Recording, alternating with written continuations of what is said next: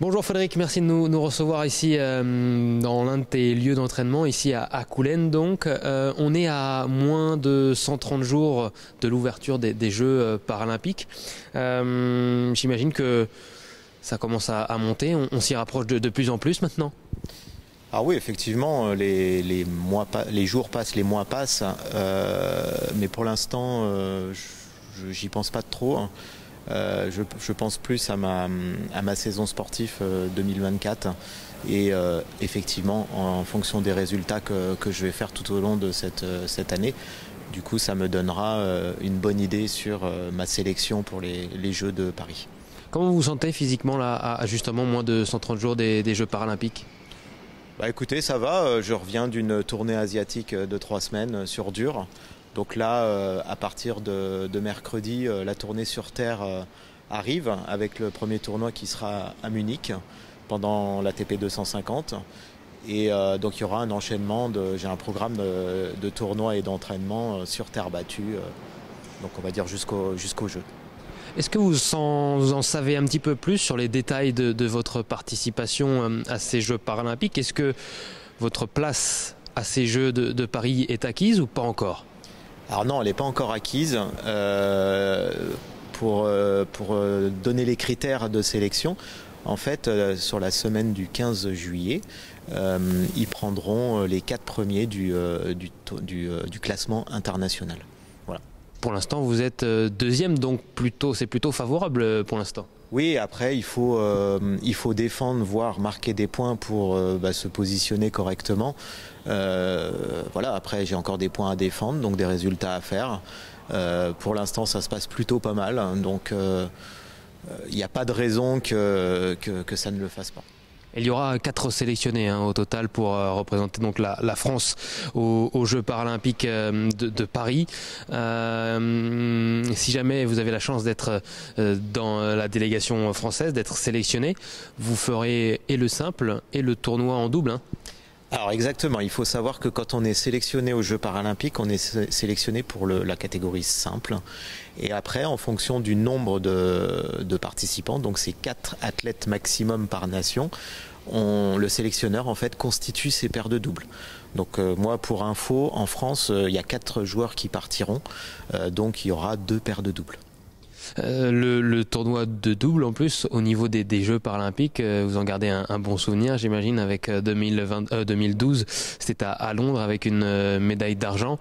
J'imagine que cet été vous avez aussi l'ambition, si vous êtes sélectionné, de ramener une médaille surtout à domicile. Oui, effectivement, moi la catégorie double me plaît beaucoup, c'est là où je fais presque mes meilleurs résultats. Après effectivement 2012 pour ma première sélection j'ai obtenu donc une médaille d'argent avec mon compatriote Nicolas Peifer. J'ai participé à d'autres Jeux paralympiques. Après j'étais tout au bord d'avoir une autre médaille, mais ça s'est pas fait.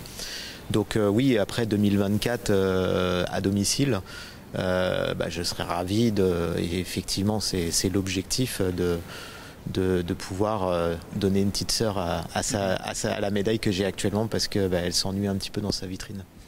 Est-ce que le fait que ces prochains Jeux paralympiques soient en France, est-ce que ça change quelque chose ?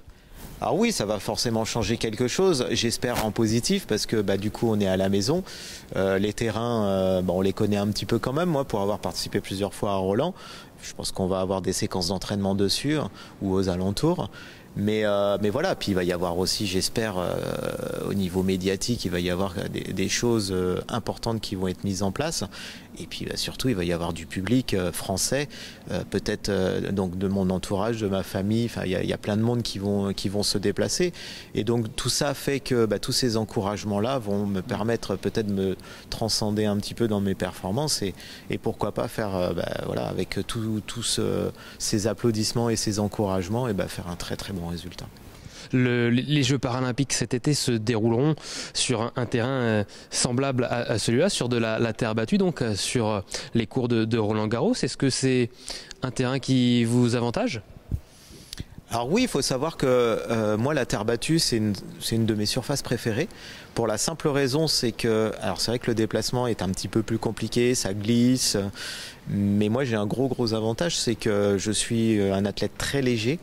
Et donc du coup, au niveau déplacement, je pense que je suis un des plus rapides.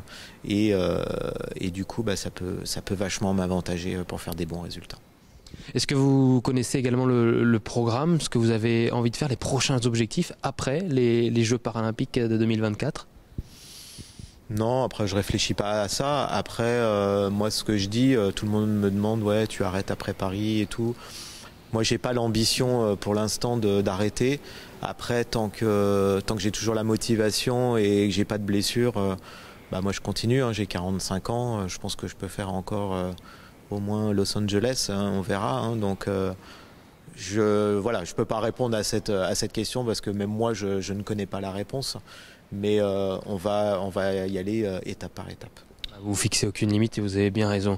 À moins de 100 jours maintenant du lancement des Jeux Olympiques, à moins de 130 jours du lancement des Jeux Paralympiques, est-ce que vous sentez l'excitation monter chez les Français, chez vos compatriotes? Est-ce que vous sentez de l'enthousiasme chez les Français?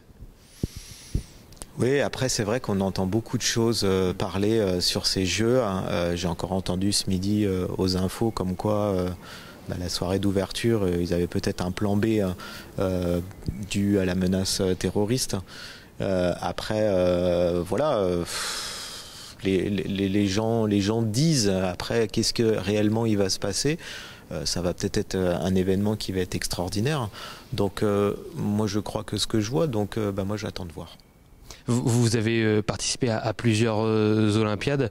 C'est vrai qu'on sent pas mal de critiques depuis plusieurs semaines maintenant à propos de l'organisation des Jeux Olympiques. Est-ce que vous regrettez un petit peu qu'on parle pas encore de la fête que vont être les Jeux Olympiques? Alors c'est vrai qu'ils parlent beaucoup des Jeux Olympiques, mais beaucoup moins des Paralympiques, parce qu'il faut savoir que les Paralympiques, au niveau de la cérémonie d'ouverture, ne sera pas au même endroit. Et donc ce que je disais tout à l'heure, ce que j'ai entendu aux infos, ça parlait uniquement des Olympiques. Donc je ne sais pas du tout ce qui va être entrepris pour les Paralympiques, mais on voit encore qu'il y a encore une différence et qu'il y a encore du travail sur la médiatisation de des Jeux Paralympiques. On en parle aussi. Malheureusement, les Jeux de Paris ne vont pas être les pionniers à le faire. Donc, de mettre aussi les Jeux paralympiques avant les Jeux olympiques. C'est d'abord Jeux olympiques puis Jeux paralympiques. Est-ce que vous préféreriez que les Jeux paralympiques se déroulent avant les Jeux olympiques pour mettre un peu plus de lumière sur votre discipline? Après, je ne sais pas si ça changerait grand-chose. Moi, j'ai déjà discuté avec des télés. Je leur ai dit, mais pourquoi on ne mettrait pas les Jeux Olympiques et les Jeux Paralympiques en même temps? Ils m'ont dit, c'est une très bonne question, mais au niveau logistique, c'est pas possible. Parce que on est nombreux. Dans le village, je ne sais plus, nous, je crois qu'on est 5000. Ils doivent être 8000 aux Olympiques. Donc, en additionnant tout ça, ça fait beaucoup de monde. Et nous, il faut savoir qu'aux Paralympiques, il faut rendre le site accessible. Donc en fait, ce qui se passe, c'est qu'ils font les Olympiques, ils se laissent 1 ou 2 semaines, je crois, de repos. Enfin, c'est pas du repos, ils remettent de préparation, voilà. Ils mettent en accessibilité tout le village olympique pour pouvoir après accueillir donc ces Jeux Paralympiques. Merci beaucoup Frédéric Cataneo d'avoir été notre invité dans 72 Sports. On vous souhaite donc cette qualification, cette sélection pour les Jeux Paralympiques de Paris 2024. Et puis on vous souhaite aussi les meilleurs résultats possibles d'ici là. Vous allez participer à plusieurs tournois, que ce soit en Allemagne, en Turquie, en France, avec évidemment Roland Garros et les championnats du monde en Turquie, hein, c'est ça? Alors oui, effectivement, en Turquie, je vais faire 2 tournois avant et après donc il y aura les championnats du monde.